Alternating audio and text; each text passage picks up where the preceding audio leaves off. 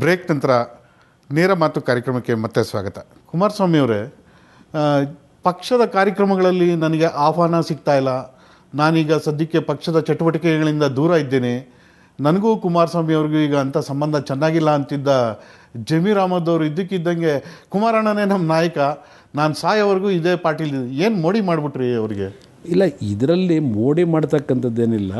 ಕೆಲವು ಬಾರಿ ಕೆಲವು ಕಮ್ಯುನಿಕೇಷನ್ ಗ್ಯಾಪ್ನಲ್ಲಿ ಭಿನ್ನಾಭಿಪ್ರಾಯಗಳು ಬರ್ತಕ್ಕಂಥದ್ದು ಸಹಜ. ಆ ಭಿನ್ನಾಭಿಪ್ರಾಯಗಳು ಆ ಬಗೆಹರಿಸ್ಕೊಳ್ಳಿಕ್ಕೆ ಆಗದೆ ಇರತಕ್ಕಂಥ ದೊಡ್ಡ ಮಟ್ಟದ ಭಿನ್ನಾಭಿಪ್ರಾಯಗಳಲ್ಲ. ಕೆಲವು ಬಾರಿ ಕೆಲವರು ಬೇರೆ ಬೇರೆ ರೀತಿಯಲ್ಲಿ ಅವರವರ ಒಂದು ಸ್ವಾರ್ಥಕ್ಕೋಸ್ಕರವಾಗಿ ಭಿನ್ನಾಭಿಪ್ರಾಯ ಉಂಟು ಮಾಡಲಿಕ್ಕೆ ಪ್ರಯತ್ನ ಪಡ್ತಾರೆ. ಅದು ಇಬ್ಬರಲ್ಲೂ ಮನವರಿಕೆ ಆದಾಗ ಅದನ್ನು ಮತ್ತೆ ನಮ್ಮ ಹಳೆಯ ಯಾವೊಂದು ಒಂದು ನಮ್ಮ ರಾಜಕೀಯವಾಗಿಂತ ಹೆಚ್ಚಾಗಿ ವೈಯಕ್ತಿಕವಾಗಿ ನನ್ನ ಅವರ ನಡುವೆ ಇರತಕ್ಕಂಥ ಒಂದು ಅಟ್ಯಾಚ್ಮೆಂಟ್ ಏನಿದೆ ಅದು ಮತ್ತದು ಮುಂದುವರೆದ ಅದು ಎಲ್ಲ ಟೆಂಪ್ರರಿ ಸೆಟ್ ಇದೆಲ್ಲ. ಇಲ್ಲ, ಪಕ್ಷದೊಳಗೆ ಬೇರೆ ಒಂದು ಮಾತಿದೆ, ತಾವು ಅದನ್ನ ಹೇಳಿದ್ರೆ ಬೇಜಾರು ಮಾಡ್ಕೋಬಾರ್ದು. ಇಲ್ಲ ಇಲ್ಲ ಇಲ್ಲ, ಇಬ್ಬರ ನಡುವೆ ಒಂದು ಹಣಕಾಸಿನ ವ್ಯವಹಾರ ಆಯಿತು, ಈಗ ಅದು ಸೆಟ್ಲ್ ಆಗಿದೆ. ಈ BBMP ಚುನಾವಣೆ ಸಂದರ್ಭದಲ್ಲಿ ಕೆಲವ್ರಿಗೆ ಟಿಕೆಟ್ ಕೊಡ್ಸೋಕ್ಕೆ ಅವ್ರಿಗೆ ಅವಕಾಶ ಮಾಡಿಕೊಟ್ಟು ಒಂದು ಸ್ವಲ್ಪ ಆರ್ಥಿಕವಾಗಿ ಅವ್ರಿಗೆ ಶಕ್ತಿ ತುಂಬಲಿಕ್ಕೆ ಭರವಸೆ ಕೊಟ್ಟಿದ್ದಾರೆ ಕುಮಾರಸ್ವಾಮಿ ಅವರು. ಆ ಹಿನ್ನೆಲೆಯಲ್ಲಿ ಜಮೀರ್ ಅಹಮದ್ ಅವರು ಮತ್ತೆ ಅವ್ರ ಜೊತೆಗೆ ಓಡಾಡ್ತಾ ಇದ್ದಾರೆ. ಇಲ್ಲ, ಆ ರೀತಿ ಅದು ಕೆಲವರು ಸುಮ್ಮನೆ ನಮ್ಮಲ್ಲಿ ಭಿನ್ನಾಭಿಪ್ರಾಯ ಮೂಡಿಸ್ಲಿಕ್ಕೆ ಒಂದು ರೀತಿ ಹೊರಗಡೆ ಹೂವಾಪೋದ ಒಂದು ಅಂಥ ಸುದ್ದಿಗಳನ್ನ ಹೊರಡಿಸಿದ್ದಾರೆ. ಇಲ್ಲಿ ಅವರೇನು ಆರ್ಥಿಕವಾಗಿ ಏನು ಕಷ್ಟ ಇರತಕ್ಕಂಥವ್ರು ಚೆನ್ನಾಗೇ ಇದ್ದಾರೆ. Kumaraswamy paper tiger. ಇವರು ಮೀಡಿಯಾ ಮುಂದೆ ಮಾತ್ರ ಸ್ಟೇಟ್ಮೆಂಟ್ಗಳು ಮಾಡ್ತಾರೆ, ಆದರೆ ಕೃತಿಯಲ್ಲಿ ಅದು ಯಾವುದೋ ಆಚರಣೆಗೆ ಬರಲ್ಲ ಅಂತ. ಉದಾಹರಣೆಗೆ, ಹುಬ್ಬಳ್ಳಿಯಲ್ಲಿ ನಾನು ಮನೆ ಮಾಡ್ತೀನಿ ಅಂತ ಹೇಳಿದ್ರಿ, ಇದುವರೆಗೆ ಮನೆ ಮಾಡಲಿಲ್ಲ. ಮೃತಪಟ್ಟ ಎಲ್ಲ ರೈತರ ಮನೆಗಳಿಗೆ ನಾನು ಖುದ್ದಾಗಿ ನಮ್ಮ ಶಾಸಕರ ಜೊತೆ ಭೇಟಿ ಕೊಡ್ತೀನಿ ಅಂತ ಹೇಳಿದ್ರಿ. ನಮ್ಮೆಲ್ಲ ಶಾಸಕರ ಸಂಸದರ ಒಂದು ತಿಂಗಳ 75 ಲಕ್ಷದಷ್ಟು ಆಗೋ ಅಂದಾಜು ವೇತನವನ್ನು ನಾವು ಪ್ರತಿಯೊಂದು ಕುಟುಂಬಕ್ಕೆ ಸಮಾನವಾಗಿ ಹಂಚ್ತೀವಿ ಅಂದರೆ ಇದುವರೆಗೆ ಅದು ಕಾರ್ಯಕ್ರಮ ಆಗಲಿಲ್ಲ.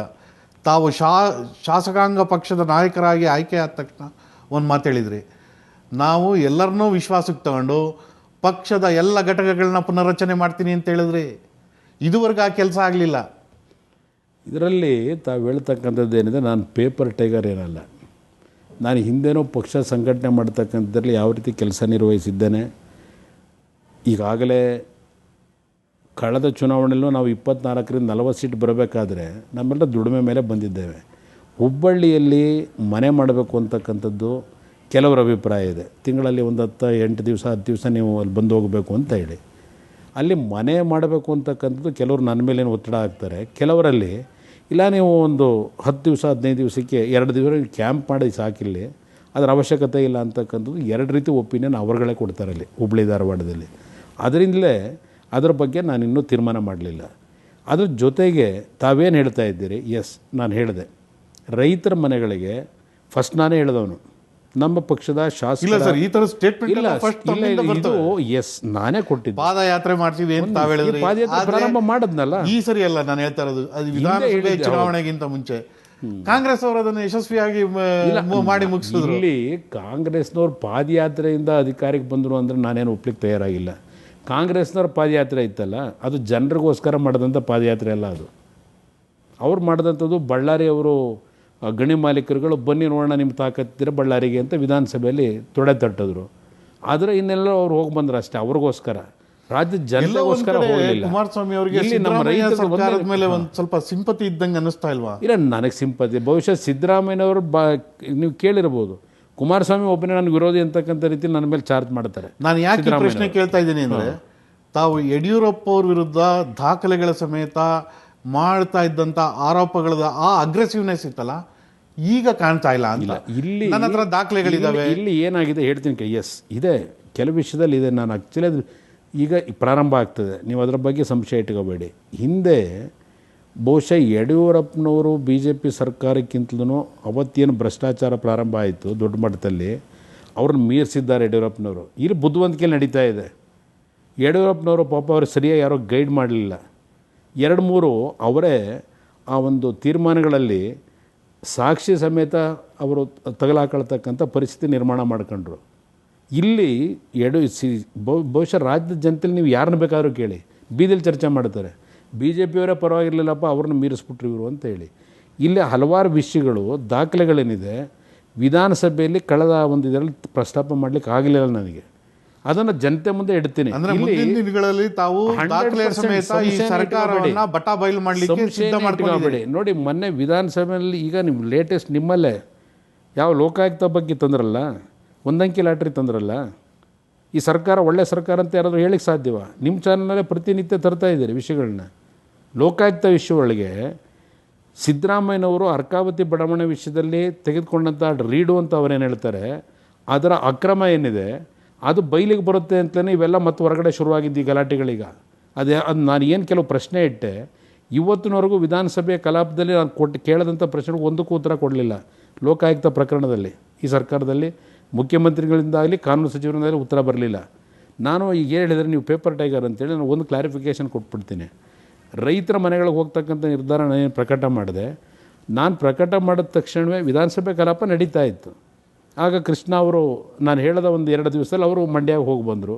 ಆಮೇಲೆ ಸರ್ಕಾರದ ಮಂತ್ರಿಗಳು BJP ಅವರು ಟೀಮ್ ಮಾಡ್ಕೊಂಡು ಈಗ ಅವ್ರು ಭಾಳ ಸ್ಪೀಡಾಗಿ ಹೋಗ್ತಾ ಇದ್ದಾರೆ. ಅವ್ರು ಏನೇನು ಹೋಗಿ ಕೊಟ್ಟು ಬರ್ತಾರೆ, ಜನಗಳ ಸಾಂತ್ವನ ಹೇಳಿ ಬರ್ತಾರೆ ನೋಡ್ತಾ ಇದ್ದೇನೆ. ನಾನು ಅವತ್ತೇನು ಘೋಷಣೆ ಮಾಡಿದ್ದೇನೆ ಅದು ಸ್ಟಿಕಾನ್ ಆಗಿದ್ದೇನೆ. ಈಗಲೂ ನಾನು ಹೋಗ್ತಕ್ಕಂಥದ್ದು ರೈತನ ಮನೆಗೆ. ಇವತ್ತು ಏನು 177-180 ಜನ ಸತ್ತಿದ್ದಾರೆ, ಪ್ರತಿ ಮನೆಗೆ ಹೋಗ್ತಕ್ಕಂಥ ಕಾರ್ಯಕ್ರಮ ಆಗ್ತಾ ಇದ್ದೇನೆ. ಮತ್ತೆಲ್ಲೋ ಕುಮಾರಸ್ವಾಮಿ ಅವರಿಗೆ ಒಂದು ಅಧಿಕಾರದ ಆಸೆ ಉಟ್ಕೊಂಡಂಗೆ ಅನ್ನಿಸ್ತಾ ಇದೆಯಾ?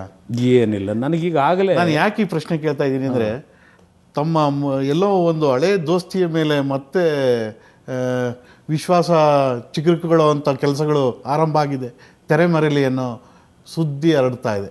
ಯಾವ ಹಳೆ ದೋಸ್ತಿಗಳು? ಯಡಿಯೂರಪ್ಪ ಅವ್ರ ಜೊತೆ ತಾವು ಸುಮಾರು ಸುತ್ತು ಆಲ್ರೆಡಿ ಮಾತುಕತೆ ಮಾಡ್ಕೊಂಡಿದ್ದೀರಿ. ಆ ರೀತಿಯ ರಾಜಕೀಯದ ಬೆಳವಣಿಗೆ ಎರಡೂ ಪಕ್ಷಗಳಿಂದ ನಾನು ನಿರೀಕ್ಷೆನೂ ಇಟ್ಟಿಲ್ಲ. ನಾನು ಯಡಿಯೂರಪ್ಪನವ್ರ ಬಗ್ಗೆ ಒಂದು ಸಿಂಪಥೆಟಿಕ್ಕಾಗಿ ಮಾತನಾಡಿದ ಕಾರಣ, ಯಾವೊಂದು ಡಿನೋಟಿಫಿಕೇಷನ್ ಪ್ರಕರಣ ಅಂತೇಳಿ CAG ಒಂದು ರಿಪೋರ್ಟ್ ಕೊಟ್ಟಿದ್ದಾರೆ, ಅದರ ಮೇಲೆ 18-20 ಕೇಸ್ ಅವ್ರ ಮೇಲೆ ಹಾಕ್ಸ್ತಕ್ಕಂಥ ಕೆಲಸ ಮಾಡಿದ್ದಾರೆ. ಈಗ ಆಗಲೇ ಅವ್ರು ನೊಂದಿದ್ದಾರೆ. ಅದು ಈಗ ಆ ರೀತಿ CAG ರಿಪೋರ್ಟು ಅವ್ರೇನು ಕೊಟ್ಕೊಂಡಿದ್ದಾರೆ, ಅದ್ರ ಮೇಲೆ ಇವರು ಮೊದಲನೇ ಬಾರಿಗೆ ಒಂದು ಹೊಸ ಸಂಪ್ರದಾಯ ಪ್ರಾರಂಭ ಆಯಿತು. ನನ್ನ ಮೇಲೆ ಹಾಕಳಿ ಎಂದೆ, ನಾನು ಫೇಸ್ ಮಾಡ್ತೀನಿ ಅಂತ ಹೇಳಿದ್ದೇನೆ. ಆದರೆ ಯಾಕೆ ಅವ್ರಿಗೆ ಇನ್ನೂ ತೊಂದರೆ ಕೊಡ್ತೀರಿ ಅಂತಕ್ಕಂಥ ಒಂದು ಸಿಂಪಥೆಟಿಕ್ ಮಾತಾಡಿದ್ದು ನಿಜ. ರಾಜಕೀಯವಾಗಿ ನಾವೇನು ಚರ್ಚೆ ಮಾಡಿಲ್ಲ. ನಂತರ ಕಾಂಗ್ರೆಸ್ ವಿಷಯದಲ್ಲೂ ಅಷ್ಟೇ, ನಾವು ಕಾಂಗ್ರೆಸ್ ಜೊತೆ ಹೋಗ್ತಕ್ಕಂಥ ಪ್ರಶ್ನೆ ಬರೋದೇ ಇಲ್ಲ. ಅದು ಮುಳುಗ್ತಾ ಇರೋ ಅಡಗೀಗ, ಅದು ದೇಶದಲ್ಲೇ ಮುಳುಗಿದೆ. ಇಲ್ಲೆಲ್ಲ ಒಂದು ಕಡೆ ಇತ್ತು, ಇಲ್ಲಿ ಮುಳುಗ್ತಕ್ಕಂಥ ಒಂದು ವಾತಾವರಣ ಈಗಾಗಲೇ ಪ್ರಾರಂಭ ಆಗಿದೆ. ನನಗೆ ಕಾಂಗ್ರೆಸ್ನವ್ರ ಜೊತೆ ಆಗಲಿ BJP ಜೊತೆ ಆಗಲಿ ಸಂಬಂಧ ಬೆಳೆಸ್ಕೊಂಡು ಅಧಿಕಾರ ಹಿಡಿಬೇಕಾದ ಅವಶ್ಯಕತೆ ಇಲ್ಲ. ಯಾವ ಕಾರಣಕ್ಕೂ ಎರಡೂ ರಾಷ್ಟ್ರೀಯ ಪಕ್ಷಗಳ ಜೊತೆಯಲ್ಲಿ ಅವ್ರು ಹೋಗ್ತಿರ್ತಕ್ಕಂಥ ಅವ್ರ ನೀತಿಗಳು ನೋಡಿದಾಗ, ಆರ್ಥಿಕ ನೀತಿಗಳು, ಈ ಎರಡೂ ರಾಷ್ಟ್ರೀಯ ಪಕ್ಷಗಳು ಈ ದೇಶದ ರೈತರನ್ನಾಗಲಿ ಈ ದೇಶವನ್ನು ಮುನ್ನಡೆಸ್ತಕ್ಕಂಥ ಪರಿಸ್ಥಿತಿ ಕಾಣ್ತಾ ಇಲ್ಲ. ಅದರಿಂದ ಇವತ್ತು ಸ್ವತಂತ್ರವಾಗಿ ಜನತೆಯ ಹತ್ತಿರಕ್ಕೆ ಹೋಗ್ತಕ್ಕಂಥ ನಿರ್ಧಾರ ಮಾಡಿದ್ದೇವೆ ಹೊರತು ನಾನು BJP ಕಾಂಗ್ರೆಸ್ ಮನೆ ಬಾಗಿಲನ್ನ ತಡ್ತಕ್ಕಂಥ ಕೆಲಸ ಏನು ಮಾಡ್ತಕ್ಕಂಥ ಪ್ರಶ್ನೆ ಉದ್ಭವ ಆಗೋದೇ ಇಲ್ಲ. ಅಲ್ಲ, ಈ ವಾಸ್ತವಾಂಶ ಆಗಿಲ್ವಲ್ಲ ಸರ್? ತಾವೀಗ ಇಲ್ಲ ಕಾಂಗ್ರೆಸ್ ಜೊತೆ ಹೋಗ್ಬೇಕು, ಇಲ್ಲ BJP ಜೊತೆ ಹೋಗ್ಬೇಕು, ಅದೇ ತರ ಮುಂದಿನ ಚುನಾವಣೆಯಲ್ಲಿ ನನಗೆ ಆತ್ಮವಿಶ್ವಾಸ ಇದೆ. ಇವತ್ತೀಗಾಗಲೇ BJPಯ ನಾಯಕತ್ವ ಸರ್ಕಾರವನ್ನು ನೋಡಾಯಿತು ಜನ 5 ವರ್ಷ. ಅವರೇನು ಮಾಡಿದ್ದಾರೆ ಜನತೆಗೆ ಈಗ ಮನವರಿಕೆ ಆಗಿದೆ. ಈಗ ಕಾಂಗ್ರೆಸ್ನ ಆಡಳಿತ ಅದು ನೋಡ್ತಾ ಇದ್ದಾರೆ. ಕಾಂಗ್ರೆಸ್ನ ನಾಯಕರಲ್ಲೇ ಇವತ್ತಿದೆ ಮುಂದಿನ ಚುನಾವಣೆ 40 ಗೆಲ್ಲಲ್ಲ ಅಂತೇಳಿ. ಈ ಮುಂದಿನ ಚುನಾವಣೆಯಲ್ಲಿ ನನ್ನ 20 ತಿಂಗಳು ಆಡಳಿತ ಇವತ್ತು ಜನರ ಹೃದಯದಲ್ಲಿ ಇದೆ, ಉಳ್ಕೊಂಡಿದೆ. ಅದು ನಾನು ಯಾವ ರೀತಿ ಆಡಳಿತ ಕೊಟ್ಟೆ ಅಂತೇಳಿ ಇವತ್ತು ಆ ಶಕ್ತಿ ಅವರ ಹೃದಯದಲ್ಲಿ ನನ್ನ ಬಗ್ಗೆ ಒಂದು ಗೌರವ ಏನು ಕೊಡ್ತಾರೆ. ಮುಂದಿನ ಚುನಾವಣೆಯಲ್ಲಿ ಅಂದರೆ ತಂದಿರೋ ಕಾರ್ಯಕ್ರಮಗಳು, ಭಾಗ್ಯಗಳು ಯಾವ ಜನರ ಮನಸ್ಸಲ್ಲಿ ಇರಲ್ಲ ಅಂತ. ಯಾವ ಭಾಗ್ಯಗಳು ಕೊಟ್ಟಿದ್ದಾರೆ? ಅನ್ನಭಾಗ್ಯ, ಕ್ಷೀರಭಾಗ್ಯ, ಈಗ ಅನ್ನಭಾಗ್ಯದ ಯೋಜನೆ, ಈಗ ಮನಸ್ವಿನಿ ಅನ್ನಭಾಗ್ಯ ಯೋಜನೆ ಏನಾಗಿದೆ ಗೊತ್ತಿದೆಯಾ? ಈಗ 3 kg ಅಕ್ಕಿ ಕೊಡ್ತಾ ಇದ್ದಾರೆ. ನಾನು ಪಾದಯಾತ್ರೆ ನೋಡಿದೆ, ಪ್ರತಿ ಹಳ್ಳಿನಲ್ಲಿ ಆ 3 kg ಅಕ್ಕಿಗೇನು ರೆಡ್ಯೂಸ್ ಮಾಡಿದ್ರು, ಪುಕ್ಕಟ್ಟೆ ಅಕ್ಕಿ ಅಂತೇಳಿ. ಬೀದಿಲಿ ಜನ ಇವತ್ತು ಯಾವ ಮಟ್ಟಕ್ಕೆ ಸರ್ಕಾರದ ಬಗ್ಗೆ ಚೀಮಾರಿ ಆಗ್ತಾ ಇದ್ದಾರೆ, ಅಲ್ಲಿ ಹೋದ್ರೆ ಗೊತ್ತಾಗುತ್ತೆ ಅವ್ರ ಅನ್ನಭಾಗ್ಯ ಯೋಜನೆ ಎಲ್ಲಿಗೆ ಬಂದು ತಂದು ನಿಲ್ಲಿಸಿದ್ದಾರೆ ಈಗ ಅಂತೇಳಿ. ಅವ್ರದ್ದು ಬಿಟ್ಬಿಡಿ, BJP ಅವರು ಮೋದಿ ಸರ್ಕಾರ ಏನಾಗಿದೆ ದೂರ ಆಗೋಗಿದೆ. ಮೊನ್ನೆ ಹೋದ ವಾರ ಮೋದಿಯವರು ಮನ್ ಕಿ ಬಾತ್ನ ಒಂದು ಕಾರ್ಯಕ್ರಮ ರೇಡಿಯೋದಲ್ಲಿ ಕೊಟ್ಟರು. ಆಗಸ್ಟ್ 15 ಕಾರ್ಯಕ್ರಮಕ್ಕೆ ನನ್ನ ಹತ್ರ ಸರ್ಕಿಲ್ಲ ಭಾಷಣ ಮಾಡಲಿಕ್ಕೀಗ. ದೇಶದ ಜನ ನನಗೆ ಏನು ಭಾಷಣ ಮಾಡಬೇಕು ಅಂತೇಳಿ, ಯಾವ ವಿಷಯ ತೆಗೆದುಕೋಬೇಕು ಅಂತೇಳಿ ಸಲಹೆ ಕೊಡಿ ಅಂತ ಕೇಳ್ಕೊಂಡಿದ್ದಾರೆ. ಈಗಾಗಲೇ ಅವ್ರು ಏನೇನೋ ಮಾತಿನ ಮುಖಾಂತರ ಸ್ವರ್ಗ ತೋರಿಸ್ಬೇಕಾಗಿತ್ತು, ತೋರ್ಸಾಗೋಯ್ತು. ಅಚ್ಚೇ ದಿನ ಎಲ್ಲ ಮುಗಿದೋಯ್ತು. ಕಳೆದ 1 ವರ್ಷದ ಅವರ ಆಡಳಿತದಲ್ಲಿ ದೇಶ ಏನಾದರೂ ಪ್ರೋಗ್ರೆಸ್ ಕಾಣ್ತಾ? ಇನ್ನೂ 1 ವರ್ಷ ನೋಡೋಣ ಏನು ಮಾಡ್ಬೋದು ಅಂತೇಳಿ, ನಂತರ ಜನ ತೀರ್ಮಾನ ಮಾಡ್ತಾರೆ ಇವರ ಆಡಳಿತ ಏನು ಅಂತೇಳಿ. ಸರ್, ನೀವು ಕೆಲವು ರಾಜ್ಯದ ಎಲ್ಲ ಭಾಗಗಳಲ್ಲೂ ಜನಪ್ರಿಯತೆಯನ್ನು ಇಟ್ಕೊಂಡಿದ್ದೀರಿ, ಒಪ್ತೀನಿ ನಾನು. ಆದರೆ ಅದನ್ನು ಮತಗಳಾಗಿ ಕನ್ವರ್ಟ್ ಮಾಡೋ ನಿಮ್ಮ ಕ್ಯಾಂಡಿಡೇಟ್ಸೇ ಇಲ್ವಲ್ಲ ಸರ್? ನೋಡಿ ಸರ್, ಮುಂದಿನ ದಿನಗಳಲ್ಲಿ ಏನಾಗುತ್ತೆ ಅದಕ್ಕೆ ಉತ್ತರ ಸಿಗುತ್ತೆ. ಮುಂದಿನ ಚುನಾವಣೆ ಇನ್ನೂ 3 ವರ್ಷ ಏನಿದೆ, ಆ ಒಂದು ಮತ ಪರಿವರ್ತನೆ ಮಾಡ್ತಕ್ಕಂಥದ್ದಕ್ಕೆ ಕಳೆದ 2 ಚುನಾವಣೆಗಳಲ್ಲಿ ಏನು ಸಮಸ್ಯೆಗಳಿತ್ತು ಅದು ಎಲ್ಲದಕ್ಕೂ ಉತ್ತರ ದೊರಕುತ್ತೆ.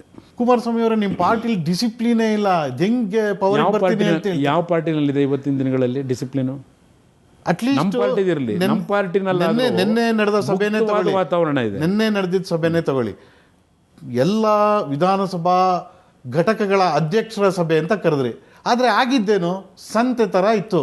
ಇಲ್ಲ, ಅದಕ್ಕೆ ಅದು ಕಾರಣ ಎಲ್ರಿಗೂ ಈಗ ಚುನಾವಣೆ ನಿಲ್ಲಬೇಕು ಅಂತ ಹಂಬಲ ಏನಿದೆ, ಏನೋ ಟಿಕೆಟ್ ಹಂಚಲಿಕ್ಕೆ ಕರೆದು ಬಿಟ್ಟಿದ್ದಾರೇನೋ ಅಂತಕ್ಕಂಥ ರೀತಿಯಲ್ಲಿ ಬಂದರು. ಬಟ್ ಅವ್ರನ್ನೆಲ್ಲರನ್ನೂ ಸಮಾಧಾನ ಮಾಡಿ ಅವ್ರನ್ನೇನು ಕಳಿಸಿ ಬರೀ 28 ವಿಧಾನಸಭಾ ಕ್ಷೇತ್ರದ ಪದಾಧಿಕಾರಿಗಳದೇ ಸಭೆ ನಂತರ ನಡೆಸೋದು, ಅಲ್ಲೇನು ಗೊಂದಲ ಏನಿರಲಿಲ್ಲ. ಇವತ್ತೀಗ ಪ್ರತಿ ಕ್ಷೇತ್ರವಾರು ಕರೆದಿದ್ದೇನೆ ಈಗ ಮೀಟಿಂಗ್ಗಳನ್ನ. ಆ ಮುಂದಿನ ದಿನಗಳು ಯಾವುದೇ ರೀತಿ ಗೊಂದಲಗಳಾಗಲಿ, ಯಾರ ಮೇಲೂ ಅನುಮಾನಗಳು ಬರದೇ ಇರತಕ್ಕಂಥ ರೀತಿಯಲ್ಲೇ ಕೆಲವು ನಿರ್ಧಾರಗಳನ್ನು ಮಾಡ್ತೀವಿ. ನಿಮ್ಮ ಒಂದು ಕನಸು ಈಡೇರಲಿ ಅಂತ ಆಶಿಸ್ತಾ ನಿಮಗೆ ಶುಭ ಹಾರೈಸ್ತೇನೆ. ನಮಸ್ಕಾರ. Thank you. ಇದು ಇವತ್ತಿನ ನೇರ ಮಾತು ಕಾರ್ಯಕ್ರಮ. ಮುಂದಿನ ವಾರ ಮತ್ತೊಬ್ಬ ಗಣ್ಯರೊಂದಿಗೆ ನೇರ ಮಾತು ಕಾರ್ಯಕ್ರಮದಲ್ಲಿ ನಿಮ್ಮನ್ನು ಭೇಟಿ ಮಾಡ್ತೀನಿ. ನೇರ, ದಿಟ್ಟ, ನಿರಂತರ ಸುದ್ದಿಗಾಗಿ ಸುವರ್ಣ ನ್ಯೂಸ್ ನೋಡ್ತಾ ಇರಿ. ನಮಸ್ಕಾರ.